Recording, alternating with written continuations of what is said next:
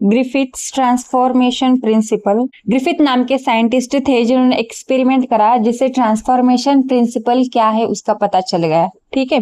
For the experiment he used bacteria of Streptococcus pneumonia.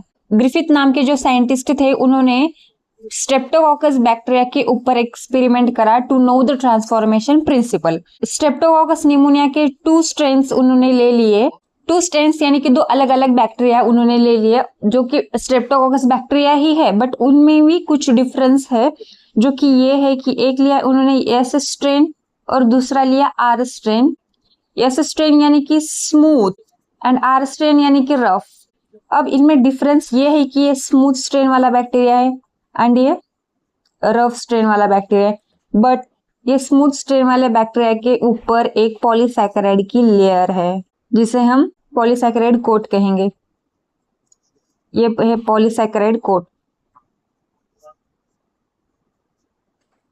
But R strain bacteria यानी कि rough strain bacteria में coat absent है, ये polysaccharide वाली coat absent है, जिसकी वजह से हम इसे रफ स्ट्रेन बैक्टीरिया कहेंगे, और जिसमें ये पॉलीसैकेराइड वाली कोट प्रेजेंट है उसे हम स्मूथ बैक्टीरिया कहेंगे। अब ये कोट प्रेजेंट होने की वजह से ये बैक्टीरिया हो गए वायरुलेंट और ये हो गए नॉन वायरुलेंट। तो इतना याद रखना है कि स्मूथ स्ट्रेन वाले बैक्टीरिया वायरुलेंट है एंड आर स्ट्रेन वाले बैक्टीरिया नॉन वायरुलेंट है। वायरुलेंट है यानी कि ये डिसीज कॉज करेंगे, नॉन वायरुलेंट है कि ये कोई भी डिसीज या फिर इसे कोई भी हानि नहीं पहुंचेगी। फर्स्ट कंडीशन यही था कि उन्होंने एक माइस ले लिया यानी कि चूहा, ठीक है, एक चूहा ले लिया और उस चूहे को उन्होंने इंजेक्ट कर दिया are strain bacteria. Inject R strain. Result क्या आया कि माइस जो है वो सर्वाइव कर गया। माइस सर्वाइव कर गया। माइस तो सर्वाइव करेगा ही क्योंकि are strain bacteria non virulent है, ये कोई डिसीज नहीं कॉज करता, इसे कोई हानि पहुंचेगी नहीं, तो ऑब्वियसली माइस सर्वाइव तो होगा ही। तो दूसरी कंडीशन में उन्होंने एक दूसरा माइस ले लिया और उसे एस स्ट्रेन बैक्टीरिया इंजेक्ट कर दिया, उसके अंदर एस स्ट्रेन बैक्टीरिया इंजेक्ट कर दिया। तो ऑब्वियसली एस स्ट्रेन वायरुलेंट है तो माइस की डेथ तो होनी है, तो वो डेथ हो गया, सेक्रीफाइस हो गया। अगर एक्सपेरिमेंट में कोई भी लिविंग थिंग्स का यूज किया जाए, प्लांट, एनिमल्स, कुछ भी, और उनकी डेथ हो जाए एक्सपेरिमेंट के दौरान, तो उसे सेक्रीफाइस कहते हैं, तो उसका वो उसमें सेक्रीफाइस हो गया। अब उन्होंने तीसरा माइस ले लिया, उस माइस के अंदर उन्होंने हीट किल्ड एस स्ट्रेन ले लिया। हीट किल्ड यानी कि ये इनएक्टिव हो गया, या हीट किल्ड यानी कि एस स्ट्रेन बैक्टीरिया को हीट के हेल्प से किल कर दिया। उससे रिजल्ट ये आया कि माइस सर्वाइव कर गया। अगर हम एस स्ट्रेन बैक्टीरिया को हीट किल्ड कर दे तो वो इनएक्टिव हो जाएगा, जिसकी वजह से माइस सर्वाइव हो गया। इनएक्टिव हो गया तो वायरुलेंट कहाँ से होगा, तो माइस सर्वाइव करेगा। फिर उन्होंने चौथी कंडीशन उनकी ये रखी कि उन्होंने चौथा एक माइस ले लिया, उसके अंदर उन्होंने हीट किल्ड एस स्ट्रेन दे दिया plus living are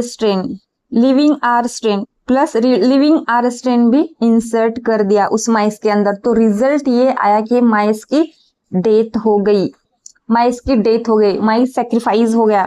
heat killed S strain भी दे दिया प्लस लिविंग आर स्ट्रेन भी दे दिया, बट यहाँ पे माइस सर्वाइव नहीं करा, यहाँ पे माइस की डेथ हो गई। बट थर्ड कंडीशन में तो माइस सर्वाइव कर गया, फिर यहाँ पे क्यों डेथ हो गई माइस की? लिविंग आर स्ट्रेन तो वैसे भी नॉन वायरुलेंट है, इसकी वजह से डेथ तो माइस की हुई नहीं। यहाँ पे फर्स्ट कंडीशन में ही दिख रहा है, माइस को आर स्ट्रेन दे दिया तो माइस सर्वाइव कर गया। फिर थर्ड कंडीशन में माइस को हीट किल्ड एस स्ट्रेन दे दिया तो भी माइस सर्वाइव कर गया, दोनों में भी माइस सर्वाइव कर गया।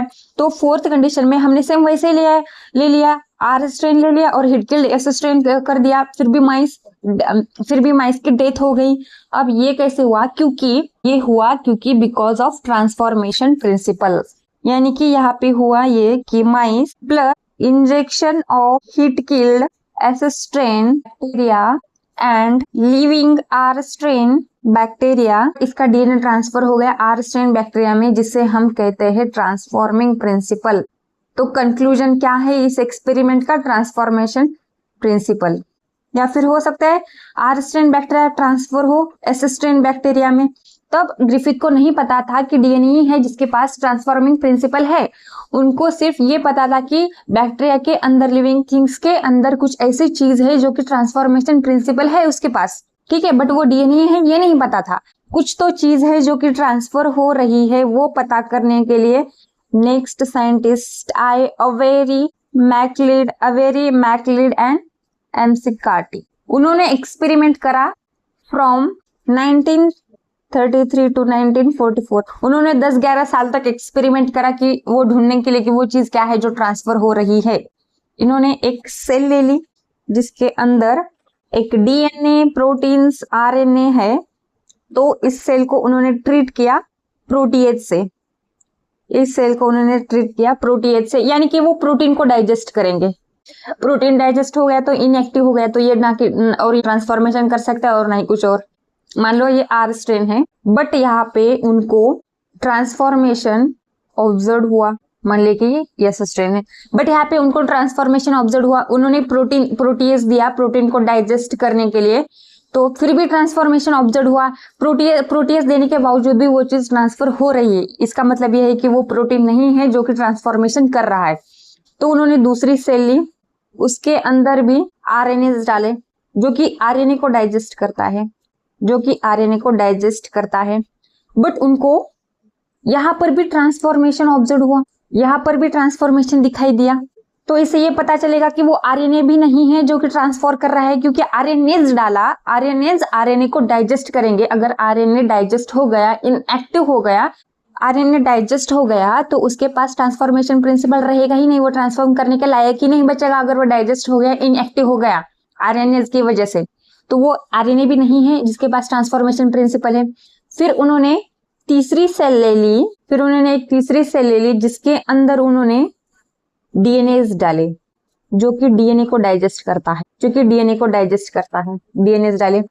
अब यहाँ पे हो गया खेल। अब यहाँ पे ट्रांसफॉर्मेशन दिखा ही नहीं, ट्रांसफॉर्मेशन हुआ ही नहीं, क्योंकि उन्होंने डीएनए डाले, राइट। डीएनए को डाइजेस्ट कर लिया, डीएनए ही था जो ट्रांसफॉर्मेशन कर रहा था। अगर डीएनए ही नहीं बचेगा तो वो ट्रांसफॉर्मेशन क्या ही करेगा, राइट। इसकी वजह से पता चलता है कि ट्रांसफॉर्मेशन प्रिंसिपल डीएनए के पास है। DNA is a genetic material. DNA ही है जो ट्रांसफॉर्मेशन कर रहा था। जो चीजें जनरेशन टू जनरेशन ट्रांसफर कर रहा है वो कोई और नहीं बल्कि डीएनए है, ना कि प्रोटीन है, ना आरएनए है, बल्कि वो डीएनए है।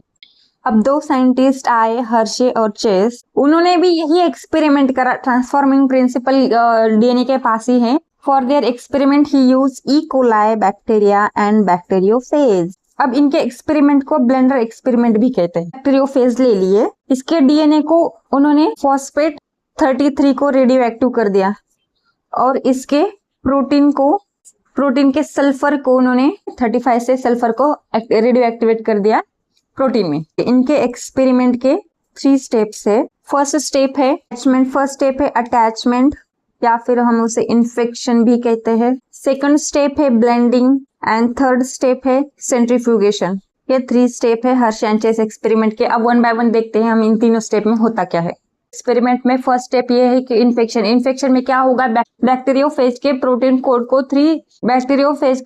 कोड को सल्फर 35 रेडियो एक्टिविटी से लेबल कर दिया एंड उसी बैक्टीरियोफेज के डीएनए को फॉस्फेट 32 रेडियो एक्टिविटी से लेबल कर दिया।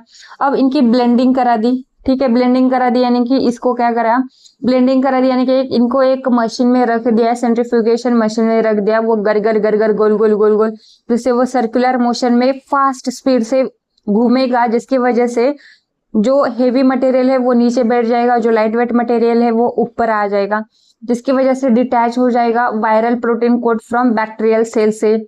और थर्ड स्टेप जो बताया मैंने सेंट्रीफ्यूगेशन, जिससे उस स्टेप में उस टेस्ट ट्यूब में हमें दिख जाएगा कि ऊपर जो है वो वायरस आ गया एंड नीचे जो है वो बैक्टीरियल सेल आ गई। उससे हमें पता चल जाएगा जो कि 2 बैक्टीरियोफेजेस वेयर प्लेस्ड। अब हम इसमें आइडेंटिफाई कर सकते हैं कि किसमें डीएनए ट्रांसफर हो गया एंड प्रोटीन तो दिखेगा ही नहीं क्योंकि प्रोटीन तो ट्रांसफर होता ही नहीं ना, राइट। अब यहाँ पे डीएनए, अब इस बैक्टीरियोफेज में ये ऑब्जर्व हुआ कि डीएनए वाज रेडियो लेबल। यहाँ पे डीएनए तो रेडियो लेबल है फॉस्फेट 32 से एंड इसकी प्रोटीन कोड एंड इस बैक्टीरियोफेज की प्रोटीन कोड रेडियो लेबल है बाय 35 सल्फर से, राइट। यानी कि इसके अंदर का जो डीएनए है ये बैक्टीरियल सेल है ई कोलाई की। यहाँ पे भी एक बैक्टीरियल सेल है ई कोलाई की। सेंट्रीफ्यूगेशन से हमें ये पता चलता है कि यहाँ पे इस ट्यूब में यहाँ पे radioactive part do not enter the cell. यहाँ पे सेल के अंदर रेडियो एक्टिव पार्ट आया ही नहीं। इसका मतलब है कि protein is not a genetic material, protein genetic material है ही नहीं। बट यहाँ पे radioactive part enters bacterial cell, पे रेडियो एक्टिव के पार्ट एंटर हो गए बैक्टीरियल सेल में, जिसे हमें पता चलेगा कि DNA is genetic material. DNA क्या है? जेनेटिक मटेरियल है। जो हमने फॉस्फेट रेडियो लेबल किया था 33 से वो दिख जाएगा, एंड यहाँ पे जो रेडियो लेबल किए थे सल्फर हमने 35 से, वो यहाँ पे प्रोटीन में दिख जाएंगे, सेल के अंदर तो आएंगे ही नहीं वो, राइट। तो इससे पता चलेगा कि डीएनए इज जेनेटिक मटेरियल। अब जेनेटिक मटेरियल की प्रॉपर्टीज देख लेते हैं। Properties of genetic material. Genetic material क्या क्या कर सकता है, उसके फीचर्स क्या है, जेनेटिक मटेरियल की प्रॉपर्टीज क्या है, let's see. Able to replicate itself, खुद को रेप्लिकेट कर सकता है, यानी कि खुद के जैसी कॉपीज और बना सकता है। Can make their copies. Second property ये है कि केमिकली एंड स्ट्रक्चरली स्टेबल है। ये genetic material chemically and structurally stable होता है। And then provide scope for mutation, इसके अंदर म्यूटेशन भी हो जाता है। म्यूटेशन की वजह से ही तो कैंसर जैसी चीजें होती है। Able to express itself in the form of Mendelian factors, that is they shall make proteins। ये कुछ जनरल प्रॉपर्टीज है जेनेटिक मटेरियल की। आज के लिए इतना ही बस है। कल के वीडियो में आरएनए स्टार्ट करेंगे। So let's see in the next lecture.